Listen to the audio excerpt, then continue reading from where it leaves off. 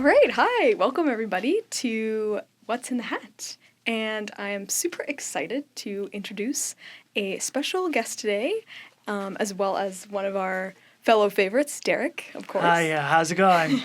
So I wanted to give a brief introduction on our special guest, Tanya. Thank you for coming, Tanya. Hello, thanks. And Tanya is the new peer spirituality explorer at Cuirko.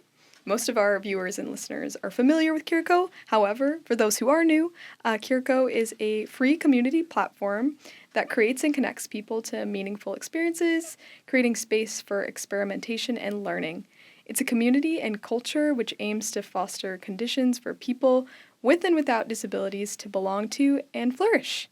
And we kind of have a question that's going to relate to our big theme of the day, which is, did you know that research shows that spirituality is important to human flourishing? Did you? Yes, I've heard many of spirituality stuff. Okay, awesome. So I think we're going to have a very fruitful conversation today. And yeah, I will let Tanya take the stage and introduce a little bit more about her own work and herself. Hello, everyone. I'm Tanya, actually. Tanya, sorry. Tanya. That's okay. Yeah. I feel like that's my American accent versus Canadian. You know, all my American friends call me Tanya, so I'll answer to that too. I'm Tanya, and I am the peer spirituality explorer at Cuirko. And what that means is that they have been thinking a lot about the connection between spirituality and our lives. Broadly speaking, the term spirituality is actually different for everyone. And they're using a very broad, I'm using a very broad term when using the language around that, which is what it means to be connected to ourselves, others, nature, and the transcendent, or sacred, or fill in the blank. Mm-hmm. My role is to foster connections between myself and other curious folks who might be interested in spirituality by way of I've got a group in person place or a you're gonna have to edit this bit. That's okay. At the studio at Cuirko on Tuesdays, I host an in-person connection point where we try different things. I don't know if any of you are familiar with Cuirko, but Cuirko loves trying different ways of connecting. And so most recently, I'll give an example. We've been conversing a lot about connection to others and how that connects to our own spirit, like our inner lives and our sense of self and our own ways of flourishing. And we had a floral arrangement experience where I went to a farm and I connected with someone in the community, and they partially donated a bunch of flowers. Ooh. I am not a florist, but I love flowers. Mm-hmm. And just being in nature and being surrounded by beauty just ultimately helps me connect more to myself. It helps me connect to others. It helps me connect to the planet. Yeah. And so that's a little bit of what I do. Yeah. I'm also connected to a research team out of Toronto. Mm-hmm. And they've been interested in this conversation for a while. They're called the Center for Civic and Religious Literacy. And I work with two researchers. And their big questions are,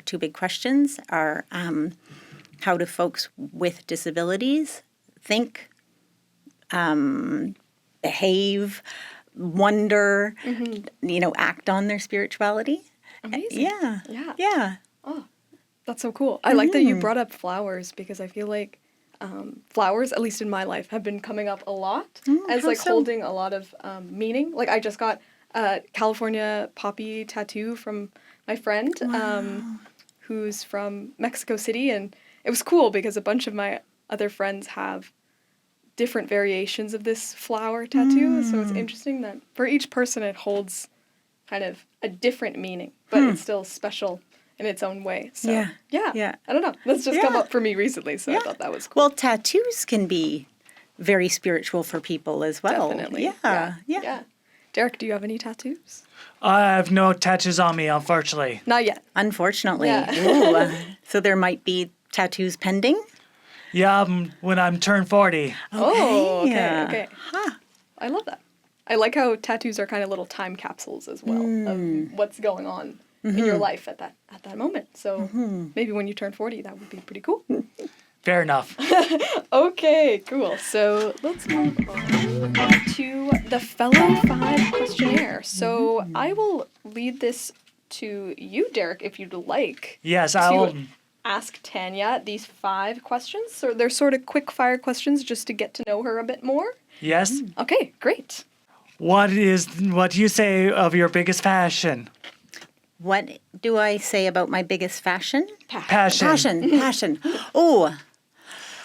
Oh, I love novelty, so my passions are always changing. But I would say my biggest passion is probably my family.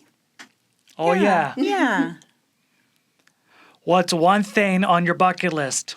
Oh, wow. Surfing in South America. Oh, yes. Have you traveled to Argentina? No, that's on my bucket list. What is your prize or unique trait about yourself? A surprising or unique trait about myself, is I'm incredibly spontaneous, Oh, yes. like ridiculously so. Probably annoying for some people. Oh, yeah. What's your relationship with your disability?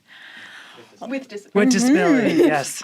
My relationship is not new, but new in my new understanding of it. So I am kind of a classic woman of my age, raised in and socialized in an era that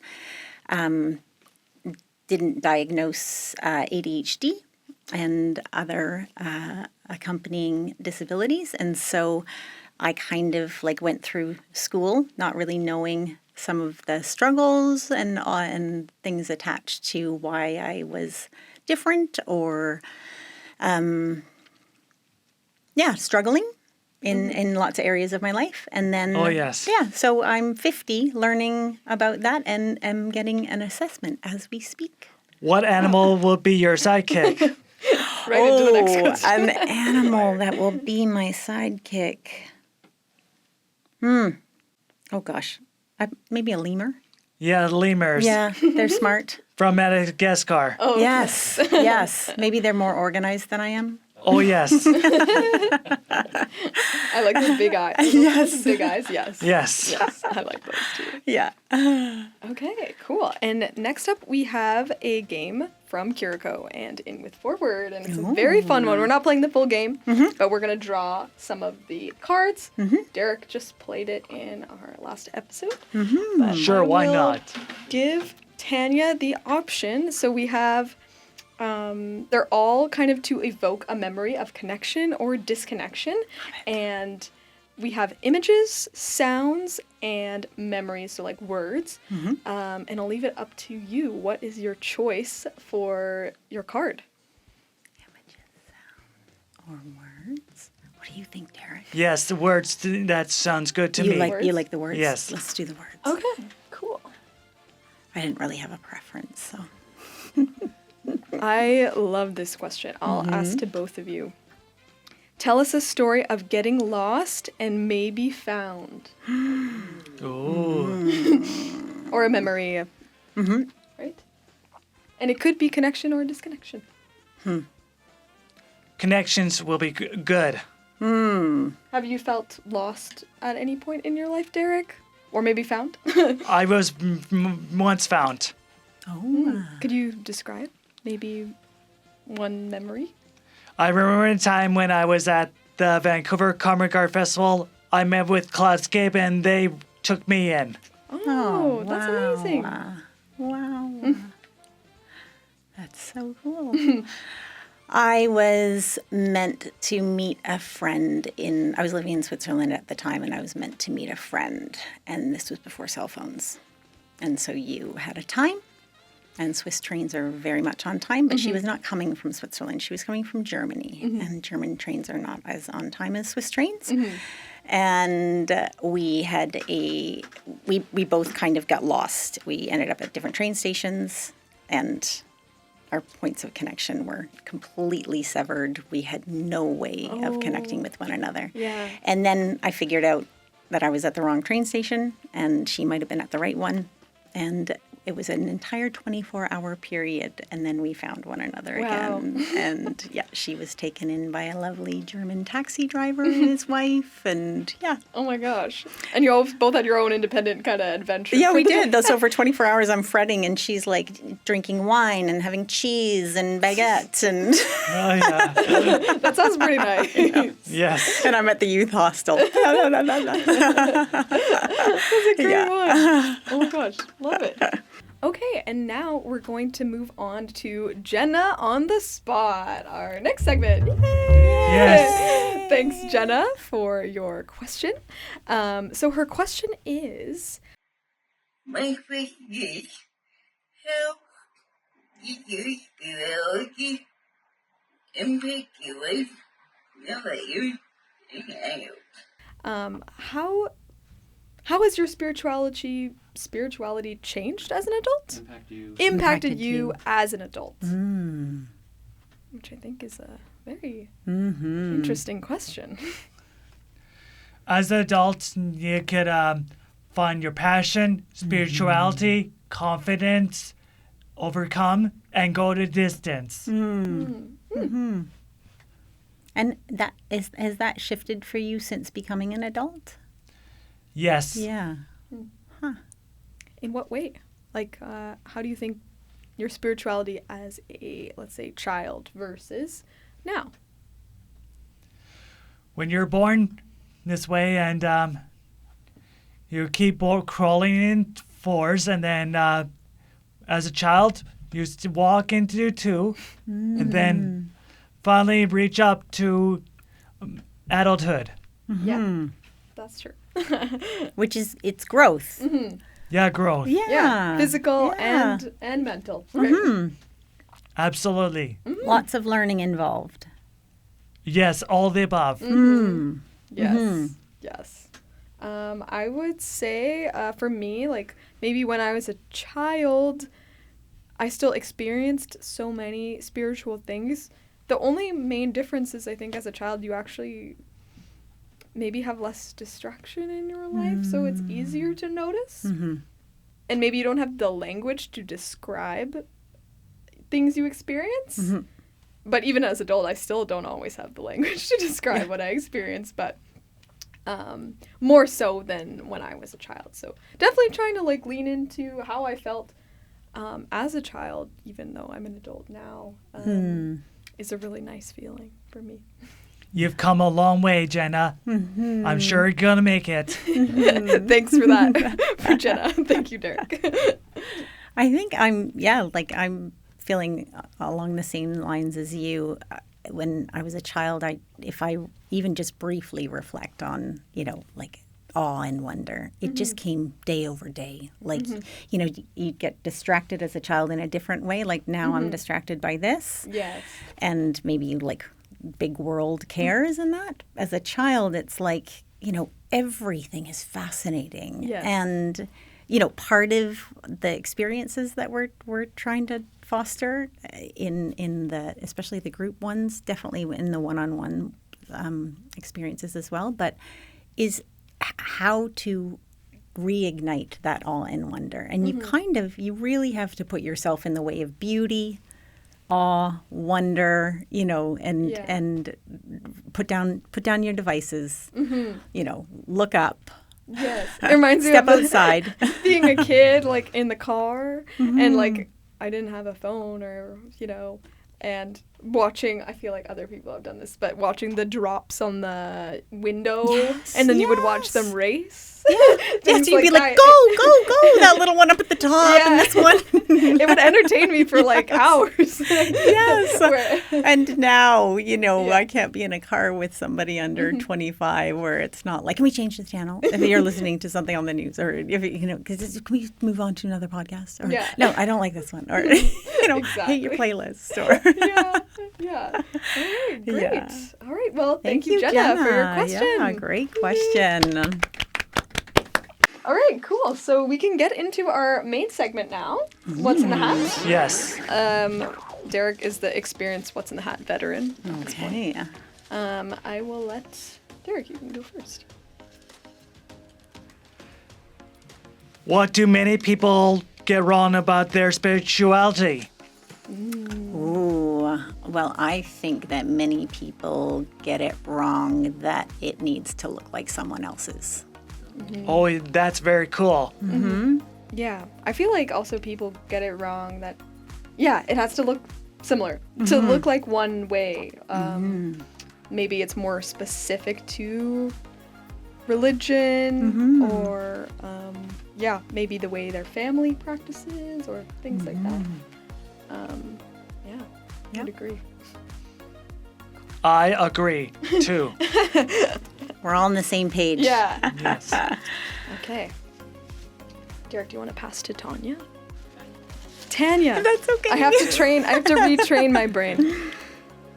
Derek, how would you describe spirituality? Adventure, outstanding, and going out places, and to be part of this world, Great. and go to the distance. Yeah, that's really rich. That's a really rich description. Is there anything that makes you feel more part of this world? Like anything specifically that you do in your life? Just going out places, hang out with friends, and I was go to different places. Any places in particular? Like, Mission, Mission. Like Mission, British Columbia. yes. Ooh, what do you love about Mission?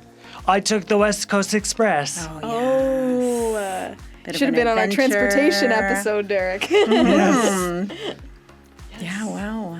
That is so fun. I love trains too. It's like so much fun. That's yeah, and Mission's not too far, but it feels like you get out of the city and something different, and yeah. Totally.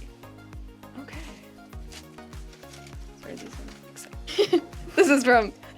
This is one of our mainstay questions. Do you string your string cheese or just bite it? Definitely string. You, Derek? If you have a string cheese, would you string or would you just... Just bite it. I also just bite it. And I feel like that says a lot about a person. What do you think it says? I don't know. I'm not sure. Maybe like... I feel like people who string it are more methodical, maybe? In some way? I'm thinking that, like, for me, it would be around, like, this cheese was created really differently than all the other cheeses I eat. I'm curious, like, what? I'm like using different knives to cut different cheeses. If you think of the cheeses on a cheese board, Yeah. like a soft cheese knife. This one's like, what? I peel a cheese? Yeah. I want to do yeah. that. Yeah. It is fun. I Although- love the Baby Bell cheeses too. yes. They have Oh, that fun yeah. wax on it. Yep. Do you, like, make it into different shapes? Yes. Oh, yeah. 100%. Oh, yeah. And then you're like, I took it too far. I remember my boyfriend, they bought a bunch of Baby Bell cheeses, and in his room, he just had a growing Baby Bell wax mound. Oh, yes. Yes. Like, and it would just get bigger and bigger. And really shapes. hope for no heat wave. Yeah. So funny. All right. Cool. Derek. Pull out your phone, and what is the most recently used emoji? Oh. I feel like right now, because I've started a new job, it's this one. Oh, Oh, yeah. You know that one? the blowing out steam. Yes, yes. Yes, I use that one. Or a lot, the actually. melting one. Oh yeah, the yeah. I like melting the one is definitely yes. Post-traumatic stress disorder meltdowns. Yes, Oh, yes. exactly. The half one that's like half melted. Yeah. Yeah. What about you, Derek? Oh, yes, the passed out size. Oh yes. Yeah. I have been liking the heart, Oh yeah. like hand heart emoji. Yes. And it was pretty fun because I was talking to some of my friends from Brazil yesterday. And that's really popular in Brazil right now, this hand heart, Yeah. because there's this influencer, I guess, who lost her voice. So she keeps doing this hand heart or clicking her nails like this. So then all throughout Brazil, everybody is doing this. Oh, that's yeah. hilarious. Which I think is so yeah. funny. Yeah, I like that. Yeah. Cool. All right, Tanya, next.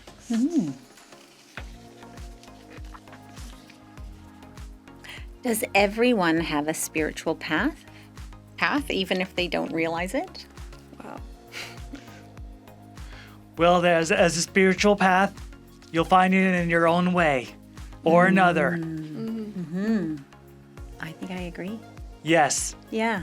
to give guidance and compassionate and confidence.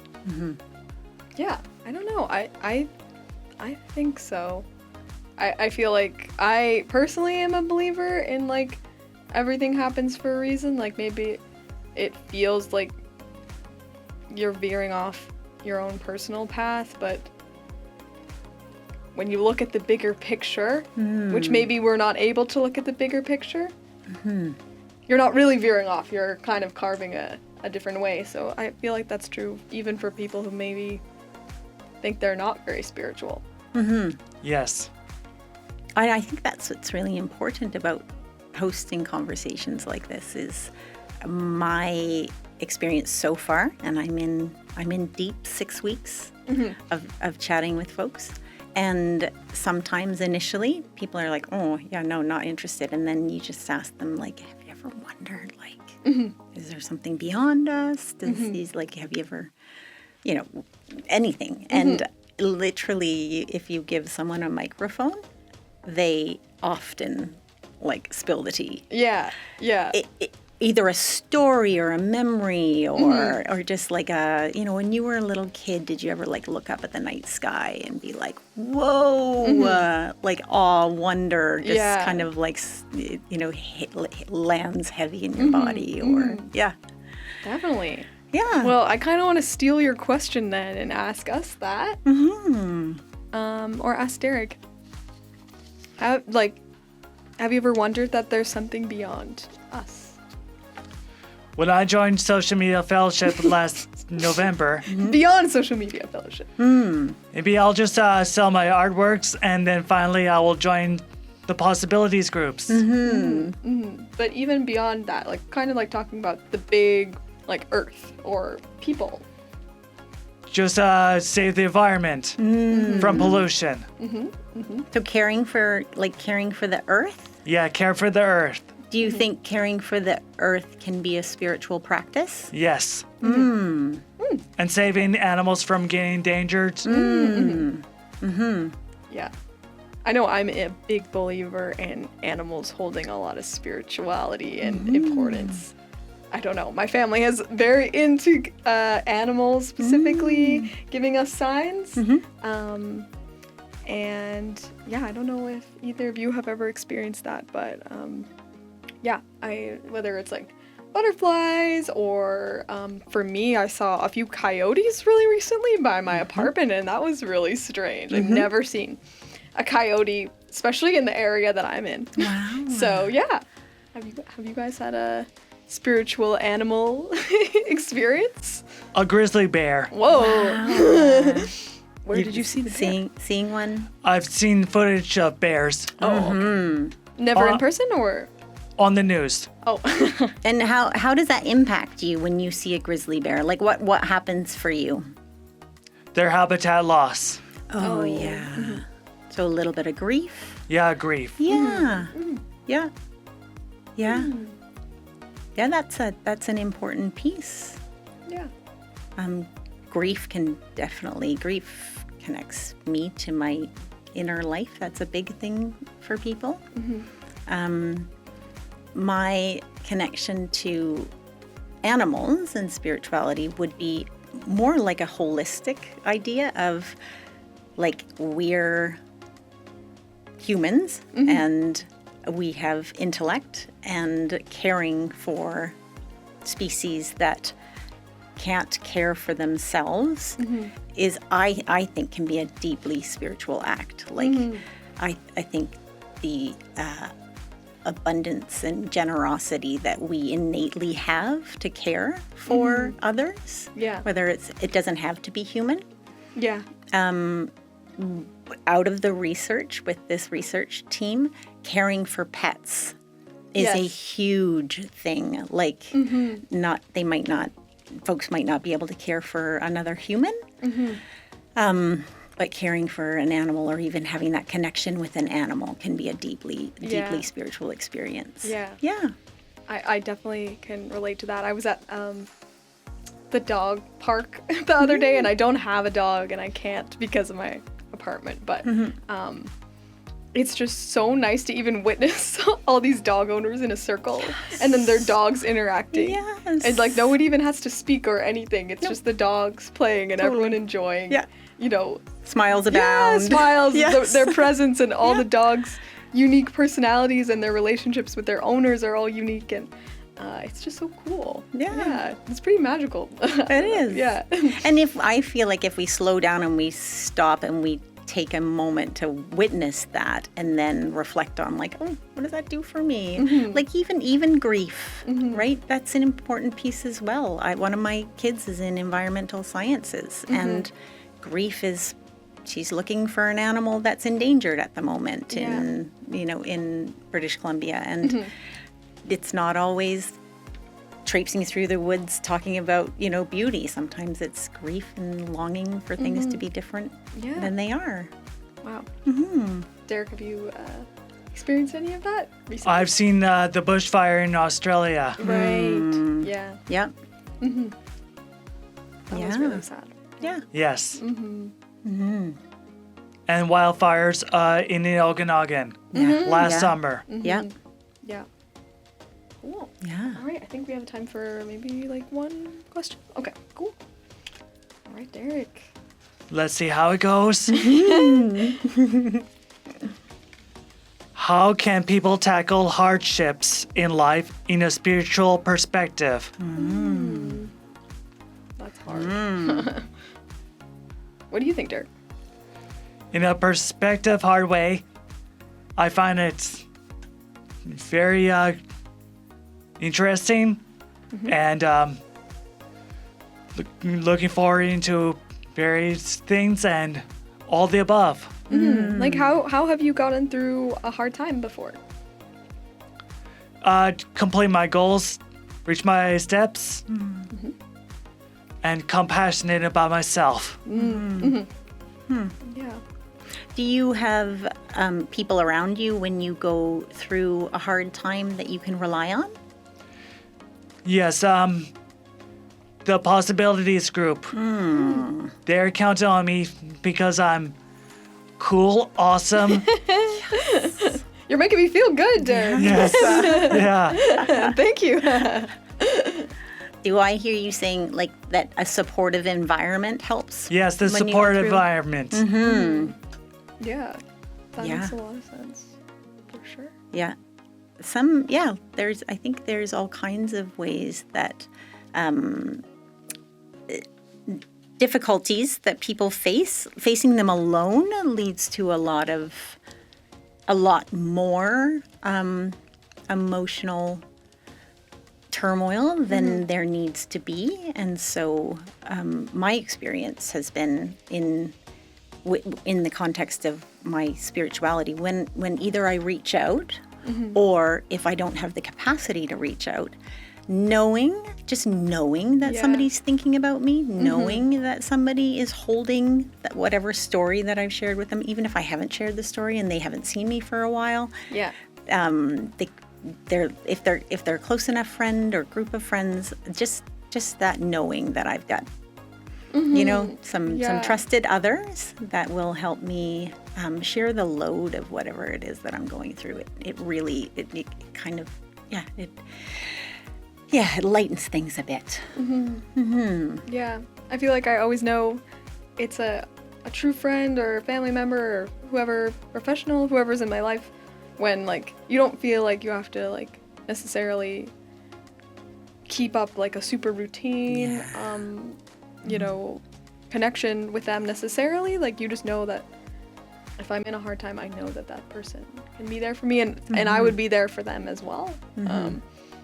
But yeah, it's a very like kind of just like grounded feeling. That's really nice. Yeah. Yeah, totally. I remember my mom saying, you're really fortunate if you have like one or two trusted friends throughout a lifetime that can carry some of what you're carrying. Yeah. And I've kind of held on to that, like, and just been really mindful of who those people are at different points in time, and tried to be that for someone else as well. Yeah. Oh, that's amazing. Okay, well, we're ending on such a nice note. Oh, yes. Yeah, and I thought we could end our session today about asking the viewers a question about spirituality, getting them to think about everything we've discussed today. So, Tanya, I'll leave that to you. Well, I kind of want to just go back to what the questions that we're asking is like, how do you connect with your own spirituality? How does your spirituality connect to others, to nature, to the transcendent? Are there sacred spaces involved? Is it being outside in the forest? Just think about that. And the other question that I think is really important to ask is who's supporting you? Are your caregivers supporting you? Or is there family? Who's nurturing and nourishing? Who's pouring water on the seeds of your inner life that you are longing to see more of? And who is there when something's not working and you might be in a situation where you're not enjoying like parts of your spiritual journey that like you had said that it's either been imposed on you or whatnot. So I think those are two really good questions to leave you guys with. Oh, I love that. Oh, yes, that's really cool, actually. Yeah, I think both Derek and I have something to sit with and think about. So thank you so much, Tanya. Thanks. For having me. I'm really looking forward to maybe we can add some information below, like what comes out of your research. Yeah. Well, I don't do the research. I hand it off to the researchers. Right. Kind of my Right. conversations with folks. Yeah. They do all the hard work. I just get to do the fun things of connecting with folks. And Yes. yeah. Amazing. Yeah. All And this right. is part of it as well. Exactly. Yeah. Having these conversations that so many people are afraid to have, I think. Totally. Yeah, Yeah. totally. Yeah. Yeah. So we hope everyone enjoyed today, and we hope that this will spark some inspiration in you all and some exciting conversations in your own lives. So thank you, Derek and Tanya. Thanks. Thank you.